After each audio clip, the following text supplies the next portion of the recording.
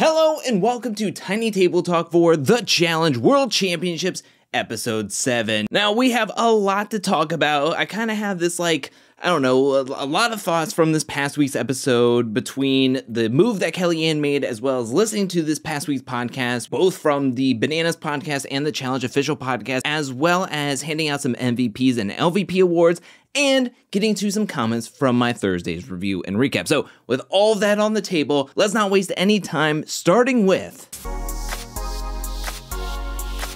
I was not shy in my review and recap praising Kellyanne's decision to want to take action in this game instead of playing at the bottom of one certain alliance, aka the USA Alliance, and deciding to take actions into her own hands. I think that they did an incredible job putting together this plan and scrounging up the numbers and taking the opportunity to take a shot at, one, the strongest alliance in the house, well, the most numbers in the house, just from a pure number standpoint of which country has the most numbers in the game, even though that they're not really a strong alliance. Now, I did listen to the Challenge Official podcast, and I did listen to Bananas podcast. And I do want to focus on the Bananas podcast because I felt like Bananas had a lot more off the cuff, a lot more venting he wanted to do rather than Justine talking to Devin, because Bananas had Jordan, and Bananas, call it salty, call it bitter, call it venting. I mean, 6 minutes into this episode, I was like, we got a bitter Bananas on our hand. You can tell from both Justine and Bananas that there's still some hard feelings. Like, this elimination and the way that they were kind of ousted out of this game is still relatively a new wound for them. It's not great.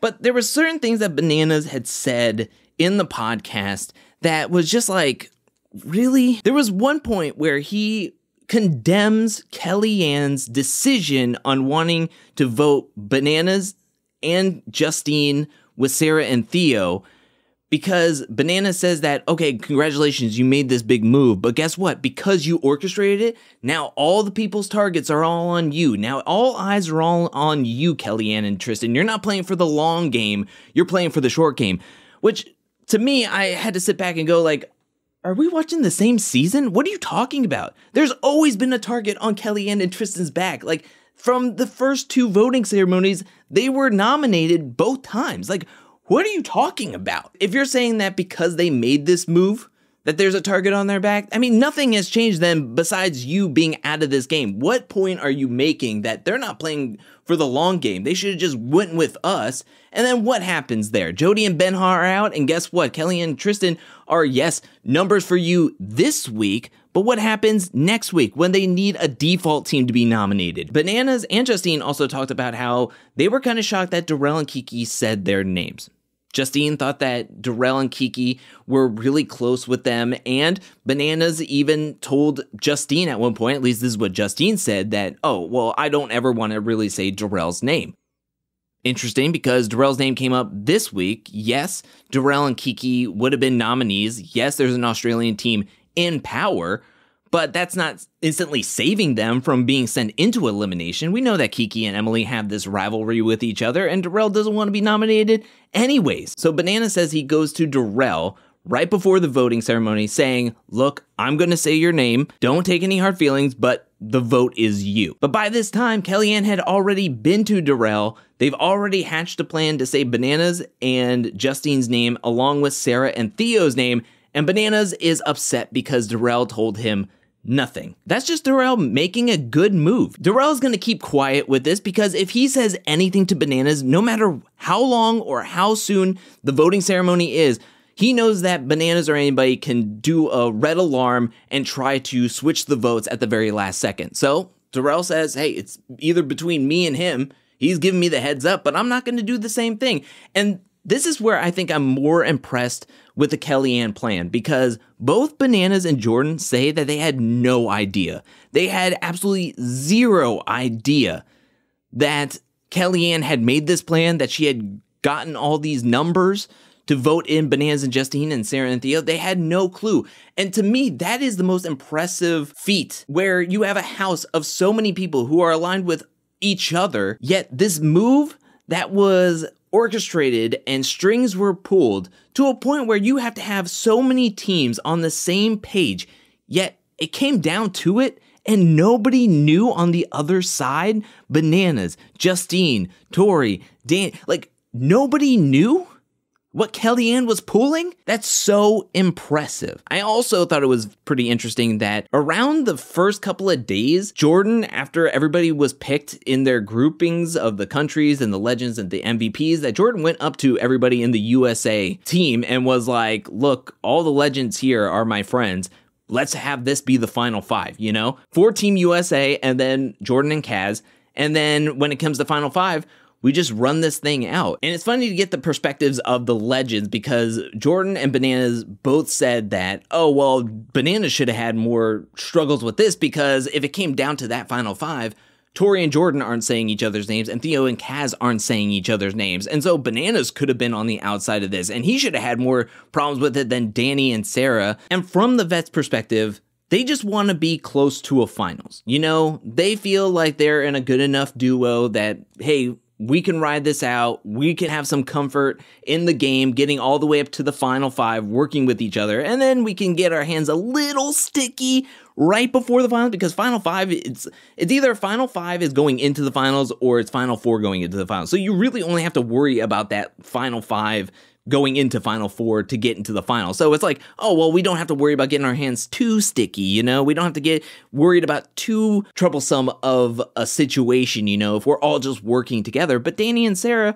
on the other hand, Danny and Sarah want to win, you know? And if they are looking at these two fellas as real big threats going into a finals with Bananas, a 7-time champ, and Jordan, a really strong competitor who has won 3 times, it's like, I don't want to be in the final five with you. I'd rather be in the final five with 2 other teams that I feel like I can win against. Funny that like Bananas and Jordan are talking about like, oh, well, they're talking about wanting to take shots at bigger threats. Well, the bigger threat for them is you, Jordan, while us, the legends, are looking at Team Australia. It's like, really? Those are the 2 perspectives of like the legends saying that Team Australia is the biggest threat in this game.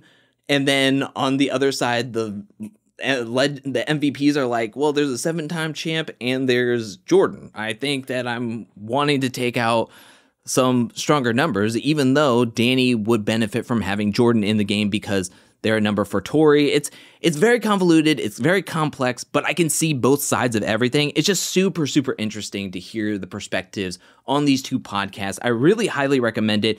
If there is something that I did not mention from the podcast and you listened to them and you thought they said something interesting that I didn't mention in this video, let me know down in the comment section below. And from what I mentioned from the podcast, what do you find the most interesting of what I said? Let me know down in the comment section below.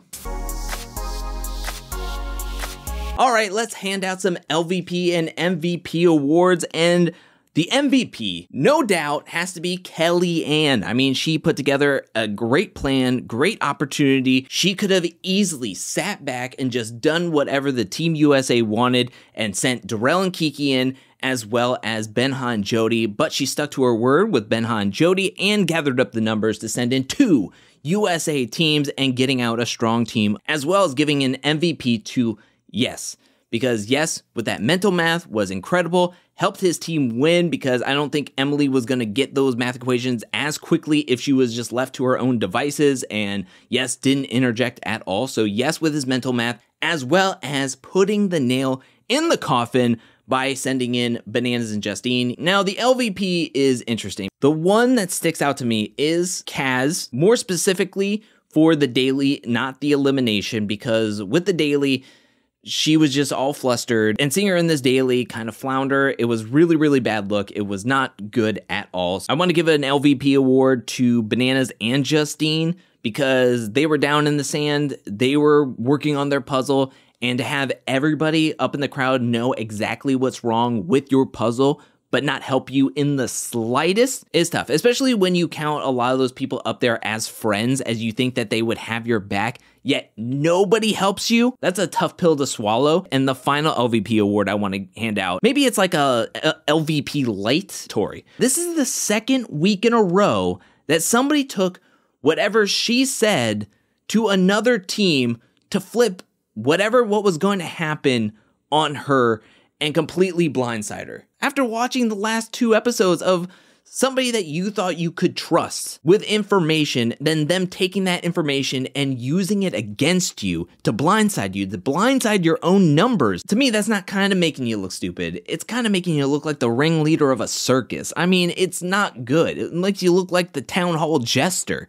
Almost like you think you've had this plan nailed shut, and then all of a sudden it's like, oh, well, all that information that I came up with and trying to rally up Team USA and everything just blew up right in your face. But those are my MVPs and LVP awards for this past week. Do you agree or disagree? Let me know down in the comment section below. If you disagree and have other MVPs and LVPs for this past week, let me know down in the comment section below. Now let's read some comments from my Thursday's review and recap, and the first comment comes from Diane, who says, Kellyanne and Jody are the breath of fresh air that the challenge has needed. Kellyanne also did it without the other side knowing, according to Bananas and Jordan on the Bananas podcast. This is one thing Danny hasn't been able to do. Is probably one of the best political moves Kellyanne has ever made, showing how old school challengers can still keep up with the new school game and format.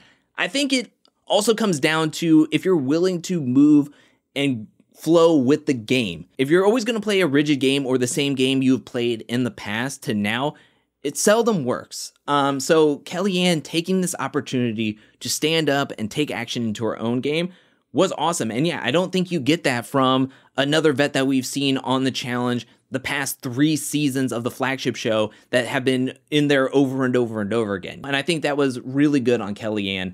And I'm very happy to have her on the season. I know a lot of people were being like, Kellyanne's a legend? Well, she made kind of a legend move in this game. So I think she just stamped her status right there. Magnus Mikey comes in with a comment saying, I don't understand why Sarah, Theo, and Danny thought that Ben and Casey would agree to a stalemate. After last week, there is no logic to that process. It's very interesting for you to say that because not only was their name already said in a stalemate, but Emily replied to one of Danny's tweets saying that she would have 100% in a stalemate would have said Ben and Casey's name. Because we already saw that when Emily was talking to Grant that one time saying like, I'm always going to say Ben and Casey's name. And also Sarah doesn't like Ben at this point. So, I mean, it was just adding fuel to the fire. Like Ben and Casey did the right move to save themselves this week. Alex G comes up with a comment saying, I generally like Tori, but I've been finding her pretty annoying this season, so it's great seeing other players like Kellyanne not just follow whatever Tori and her group want her to do. Love the gameplay this episode, did not expect Bananas to go home this soon. I love Justine though, sad she's gone. Yeah, I still can't believe how the last 3 exits happened. You had Wes and Zara, John A and Grant, and now Bananas and Justine. 3 teams that I thought were like locked in to go very, very deep into the season. Zarina comes in with a comment saying, the confessional of Tori and Danny had me cracking up. Danny giving Kellyanne props and Tori giving him the stink eye. I love it. Just another showing that they are just completely on opposite sides. You know, I mean, Danny's like, good job, Kellyanne, and Tori's just like, I'm about to rip my hair out. I mean, she even said at one point, like, this is my nightmare. Like, this is exactly what I didn't want to happen. And Danny's just smiling, being like, I'm safe. I know Sarah's safe. Lil Czar says, why are Theo and Sarah so worried? Did they all forget that Emily and Sarah got engaged so they can't say each other's names ever? Great callback. Yeah, I don't think Theo and Sarah were that scared at all. I think they were trying to build up some tension, but I think everybody 100% knew. I mean, Banana said it, Jordan said it on their podcast saying like that we knew exactly that Bananas and Justine were going in. Like there was no way that Sarah was going to even be called out by Emily. No way. No way whatsoever. So I think everybody knew. But yeah, that was a great callback to the engagement. Jess comes in with a comment saying, weird detail that bugged me. The elimination skill breakdown listed math as like 50%. I don't see it. I totally agree. I was questioning that as well. Why is math the most at 50%? Did they just reuse the card from the Wes and Zara elimination and then never changed out the math 50%? Because that was weird too. There is no math. But yeah, math should not be a factor in that, especially not at 50%. 50% for what? It should be like 50% eyesight, 30% strength, 20% walking, because you have to walk the barrels over to the rig to stack all the barrels. Like that's the breakdown it should be, not like 50% math. I think they try to get too serious with the breakdowns. It's like, it doesn't have to be that serious. I mean, we know you're just pulling those numbers out of your butt, MTV. Paramount Plus, sorry, Paramount Plus. Ladia comes in with a comment saying, it's funny how the USA team is yelling how they lost a number, yet nobody helped Bananas. I'm salty that Justine went home, but not sad to see Bananas leave. Why didn't Danny, Theo, Sarah, Casey, or Ben say anything when they all either were working with Bananas or Justine and the MVPs wanted Jordan gone? Now, this is the thing, right? The main people that want Jordan gone is Danny and Sarah. Theo and Jordan are very close with each other. And also, Kaz is paired up with Jordan. Theo does not want to see Jordan and Kaz gone. I think Casey wanted to stay out of it and stay neutral because of future seasons. And even not even for future seasons, but this season in particular. Like, if she's rooting for Bananas and Jordan can hear Casey yelling for Bananas and Bananas loses, then Jordan's like, I heard you like rooting against me. You know, well, I want to take you out now, kind of thing. Ben, I think, wanted Justine gone. Ben knew how close Justine was with Sarah, and so Ben doesn't care. I think he would rather see Justine gone to lose a number for Sarah's side. So I think that explains why Ben and Casey wouldn't help. I think that explains why Theo wouldn't help. Now it comes down to Danny and Sarah, and Danny came out and said that he had no idea that Bananas and Justine's son was wrong. And I'm sure Sarah would say the same thing, that she would have helped. But then again, Kaz is on the other team. Maybe Sarah just wanted to stay out of it. You never know what the case was for that. But when it comes down to Danny, he did come out and say that he had no idea what was wrong with Bananas and Justine's puzzle. NYC Demon Diva says, I am loving the season, but last season with Nany and also here, it felt like Bananas is on a cruise control now. I don't know, maybe he's just grown up and has accomplished so much that he's just having fun, but it doesn't seem he's going as hard as he used to. Now, I think it's very interesting that you mention that because I agree. I was fully expecting, at least when it came to the Challenge 38, that Bananas was going to come in and kind of fill that CT role with CT being gone. Now, CT on the Challenge 37 was front and center every single episode. He got at least a handful of confessionals every single week. But with Bananas, he seemed to have kind of gone back in the wayside. I mean, we know that he wants to play an under the radar kind of game because he is a 7-time champ coming into a game, and kind of playing too hard as a 7-time champ can really put a target on your back. He seems to be kind of playing in the background. He doesn't want to have those conversations with Kellyanne. He doesn't really talk with Darrell unless it's 2 minutes before voting to let him know, hey, you're the vote kind of thing.